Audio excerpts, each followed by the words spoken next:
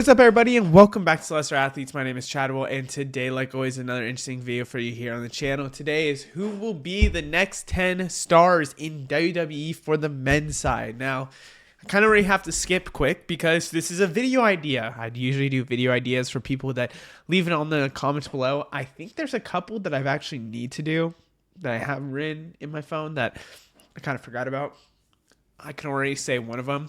But Kay the Crusher coming in clutch again. Video idea. Can you predict the next 10 women, men and women, who you think will be the next top stars in WWE, the future pillars of WWE? You can even include AEW people you think are destined for WWE and people in NXT. So here's the video idea today. I already did I'm going to do the women's side of things.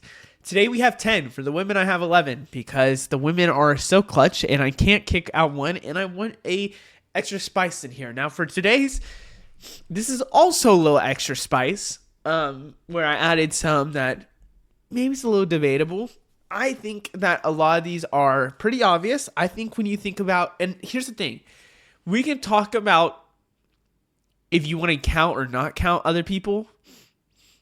I am in the camp that I don't really care too much about age. I did try and go younger. But if they haven't been a prominent player for the past like 5 years or 3 to 4 years even, I kind of included them in here. Which one of them is debatable, but we'll talk about it. But yes, I'm going to talk about it. We're going to go through. We're going to go from the most likely to the least likely. And I threw in some curveballs in there to talk about, and some people that aren't mentioned because you can say in the comments why I think this person. I'll tell you why I don't think maybe, or why it's good and maybe I consider just somebody else. So let's get started with Gunther. That's where I kind of say, let me look up how old's Gunther. That's where I kind of say where the age one is. I put Gunther up first because I think clearly WWE, I need to look at age. He's 37. Okay, I think he's hitting his prime now when it comes to wrestling, okay? I think, in my opinion, Gunther is going to be, at one point in his career, the face of WWE. And so for me, it kind of feels like I can't not put him on this list if I think that in my head. He retired Bill Goldberg. Rumor has it he's going to be the John Cena's final opponent. Everyone from Undertaker to Triple H love him. I mean, there's a lot of stars that think Gunther is the top guy for this company. And so I still believe that will be the case. That will be the case for a little bit for WWE. So I fully do expect Gunther to be someone that is the guy for WWE. And if I fully believe that, then of course I'm going to put him here on this list. I think that this is most likely going to be one of your top pillar guys. I'm not counting a Cody Rhodes who could retire already. I'm not counting a Seth Rollins. I'm not counting I'm trying to just think of somebody else. Roman Reigns, but I mean, those are already top guys. Gunther is up here, and I believe that this is kind of a middle-ish tier where I think he should maybe not be on this list because of age, but I still believe he's up there. Braun Breaker is next. I am very confident in Braun Breaker being somebody WWE is going to put a lot of chips in. Putting him already to immediately go to the main roster, immediately win a mid-card title, then to do good with that mid-card title, then to immediately go and get it from, go into a Seth Rollins faction, now getting a main event type of push. Braun Breaker is going to be the future of WWE, in my opinion. I think he has it all. I think maybe his promo skills could get a little bit better, but they've gone better in a little, pretty recently. So I truthfully believe they're going to push their chips in with Braun Breaker. It's just, when will they do it? And I think personally that it's going to be coming up here soon, that with the Seth Rollins injury, we might see a big push for Braun Breaker. I always thought maybe he'd be the one to dethrone Gunther if he had a long reign. But he didn't really have a long reign. It was Jey Uso instead. But Braun Breaker, I think, truthfully with you, he's going to be the main guy for a while for WWE. So I want to throw him in here. Same with Jacob Fatu. Now, there was a report that came out that Fatu, Rhea, and Braun were going to be the main people they were going to build WWE around.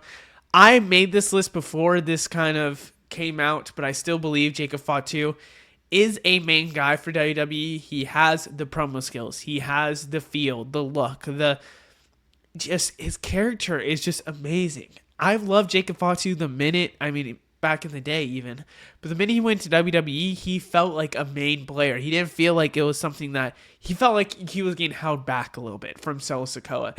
So Jacob Fatu is what I think is going to be maybe the face of a brand, and I really do believe the future will be a Fatu and Braun Breaker kind of matchup in the future, and they will keep teasing this, but Fatu is somebody that is going to be the future of WWE. I already know this already. He is a Fatu. He is someone that is hyper athletic. He has amazing promo skills. He just has that demeanor that everyone loves. Obafemi is the next one on my list. Now, you might be shocked on this one, but Obafemi is a beast. I mean, looking at him from NXT, how he's been kind of formed in NXT, Obafemi looks like the guy for NXT, right? So if he's looking like the guy for NXT right now, and NXT has done very well at trying to push some stars, well, not very well, I'll say decent, like Braun Breaker, for example, the guys that look incredible going to the main roster, Obafemi could just be like that. I could see Obafemi, not this year, maybe after WrestleMania next year, goes to the main roster, immediately wreaks havoc, and has some kind of like Gunther reign, where with a mid-card title. I could 100% see that. I think Obafemi, it makes sense to say that for Obafemi. And I think Obafemi will come to the main roster and immediately be a big threat. Now, will he be a main event threat? Probably not, but I think he'll still be destroying people and still getting a lot of praise backstage, and I think will be one of the top stars for WWE in the future. I just think he has the look, he has the feel, and he has the skill to really do it. Up next is Dominic Mysterio, currently the IC title champion. I think they want a Mysterio up here, and I think with how he is, with his promo skills, the heat he gets, I think Dominic Mysterio is destined to be a top star in WWE. I think at first it was a little wonky, which you didn't know how well it was going, but then now, all with the Judgment Day, with him being a huge heel, probably going to become a babyface soon. Dominic Mysterio screams superstar in my opinion, and it's those slimy wins that we always want to see, and I think he will be a pretty big heel in WWE for a long time to come. And Dominic Mysterio is somebody that is very, I wouldn't say relatable with the younger generation. I think is somebody that a lot of people just love, and a lot of people just want to see succeed, especially being, Rey Mysterio's kid. So, Dominic Mysterio, I'm putting him up here. Up next is Trick Williams. I am now feeling a little more confident on Trick Williams being maybe a bigger star because of maybe not the look, but his promo skills in the past month have been insane. I mean, he looks like a amazing, and I really do mean this, an amazing champion for TNA. And he looks like he is main roster ready to put on these crazy promo matches. I think Trick Williams' promo skills are incredible. His skill in the ring is maybe not as incredible as you would hope, but I still think that Trick Williams can really prove it for people. But the reason why I really believe in this is because he's TNA champion. I think they would not have put TNA champion on Trick Williams if they didn't think already that he was going to be someone huge for WWE. I think that WWE is going to form him into one of their pillars. I think, or one of the top 10 players in their kind of for WWE. He's young. He has it all, in my opinion. I think Trick Williams is another guy I'm very confident on. Another guy that I would say this is where I'm starting to get a little bit, we'll see, is Carmelo Hayes. I used to be a big Carmelo Hayes guy, but the way that they've been treating him in WWE has made me been maybe a little bit worried, to say the least, about what could happen for Carmelo Hayes. I think there hasn't been a lot that's happened with the Miz. They've kind of abandoned that. Carmelo Hayes has been just stuck on a SmackDown loop of just getting squashed. It feels like Carmelo Hayes has, and I truthfully mean this, better than most people on this list when it comes to promo skills, when it comes to making a crowd react, when it comes to selling, when it comes to really just overall in the ring. And so I want to see a Carmelo Hayes succeed. I think they're just taking their time with him. But I still believe that he's somebody that they have to kind of go around, because Carmelo Hayes is, and I really do mean this, too good to be wasted. He's way too good to be wasted. Up next is MJF. This is where we start getting to some dark horses on here. Does MJF leave AEW? I think so in the future. I think he's destined to go WWE. Triple H is his guy. I think now with winning the gauntlet, it's good for him, but he hasn't been utilized as much. I do like what he's doing with the Hurt Syndicate a little bit. But I really want to see what they do with MJF. I don't think it's been amazing. I really don't. I think it could be a little bit better. I think this is a guy that should be face of the company type of guy. And I think when the time he goes to WWE, he could be. I mean, jump to that would be insane. I think MJF is an incredible, and I mean an incredible talent.